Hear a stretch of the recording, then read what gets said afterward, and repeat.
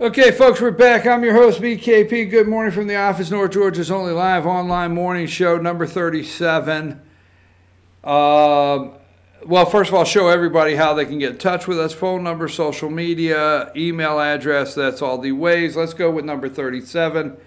Number 37, we have Susan Collins up there in Maine, Murkowski up there in Alaska, Tillis from North Carolina. Now we have Senator Rand Paul, who will oppose in the Senate Trump's national emergency, number 38. Senator Paul to oppose Trump's national emergency. I'm not going to get all upset over this. The president can veto this and move on.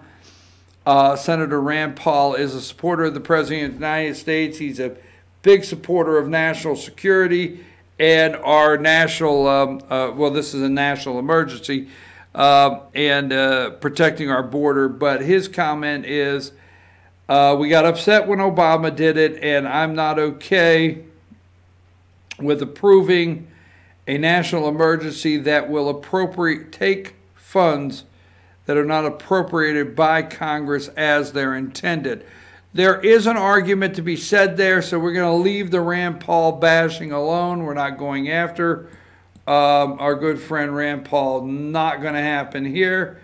Let me just say number 40, go at 40, for Democrats to interview in open hearings a convicted liar and fraudster at the same time as the very important nuclear summit with North Korea is perhaps a new low for American politics and may have contributed to the walk never done when a president oversees shame.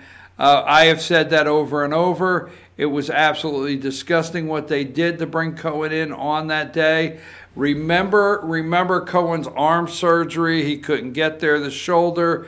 Remember, they negotiated that almost a month getting him in there, and they made sure it landed on the day so the media could go nuts over it and he could be sitting there. Do you realize at the same time the President of the United States is trying to talk to North Korea about denuclearizing North Korea and the Korean Peninsula totally, that a man was looking in the camera and called the President of the United States that was sitting next to Kim Jong-un a liar, a cheat, a scoundrel, whatever he could call him, every name in the book. Okay? Right there. I told you Kim thought Donald had to have a win. Donald had to get up and go home to prove to Kim Jong-un, I don't care what's happening at home, I don't care how bad they attack me, I'm not going to move on these sanctions. I told you no is no. Let me go over a couple more here, make sure. Let's go to number 34. Now, on the heels of the North Korean summit, now Bolton backs Trump's defense of Kim. This is Otto Warmbier, President of the United States, said, hey, Kim said he didn't do it, said he didn't have nothing to do with it, said he was in the prison out there, and he said, I'm going to take his word at it, for it. If somebody keeps coming at you saying, I don't know, I did nothing, all right, okay, I'll take your word for it, we're going to move on. I don't want to make light of it. I think if you're not new to the show, I have been passionate over this young man, Otto Warmbier. I do know this. He was captured with Barack Obama in office. He then became brain dead in their prison there in North Korea with Barack Hussein Obama in prison. Donald Trump got him out of North Korea days before he died, so at least the family could have Otto alive. He was brain dead when he got home. He was a vegetable, but he was alive, okay? He was alive when he got here, and they were able to have a moment with their son and bury their son at home. Now, the media did not care about Otto Warmbier, did not care a single minute, and now they do. Okay, now they care. Couldn't get them to run any stories before. Why? Because Trump said, you know what? I just don't need to fight with this guy right now about this. It's just not something I need to get in a fight with him over. I don't need to fight this guy right now over this. I'm trying to look at the big picture for the entire United States. Don't need to. I'm not going to go any more on that, just other than the fact that you know what? He did not, okay, want to get into a big argument with Kim over Otto Warmbier and start a fight right now about that. He's got other things to do. So, number 30, President's approval rating, number 30, is up. Approval's up to 46%. Since January, 3 points. All right. They don't like that. Here are some of the polling out there. Re-election at the same point with presidents. Okay. 41% Trump. Obama, 45. Okay. 38 Clinton. Opponent. All right. 48, 40, 42. His opponent, they do what they call a generic poll, just any Democrat, a Democrat. So this is what they're trying to highlight to you. And we'll pull this out right here. Here's what they have, number 28.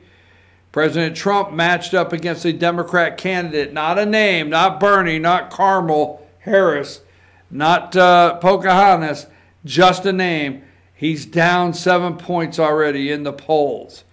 So we'll leave that alone. Let me see if there's anything else I have not put up. Let's see what I got here.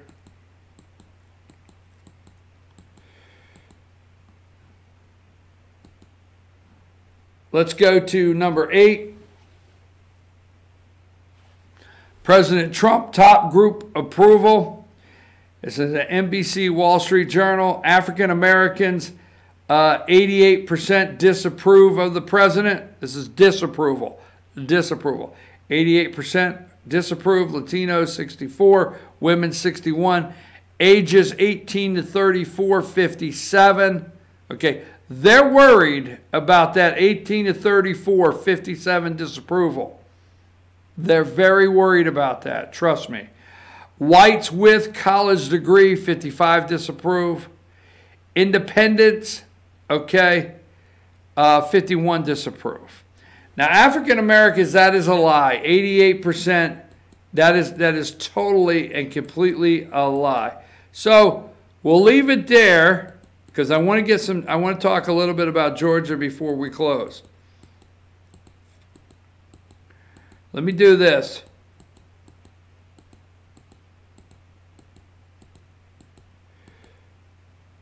Number 27. New accusations in leaving Neverland. Now, after this guy is dead and gone, right? We are shocked that this pedophile, this disgusting excuse for a man, absolutely disgusting, gross, violated children. We're acting like that's a big thing now.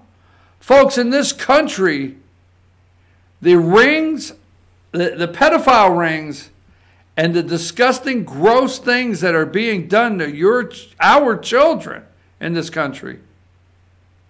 All right? And this is shocking.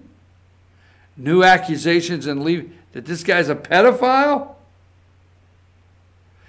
This guy, these billionaires, like this guy here, he's Michael Jackson. I always thought they should have took the families and put them in prison. The moms and dads that Michael paid off. The moms and dads that dropped their kids off for a play date with Michael because they were driving brand new cars and living in big houses because Michael said, send your child over, your little boys, and I'll make sure you're driving a very nice car and you got a nice new home and plenty of money. Disgusting. Absolutely disgusting.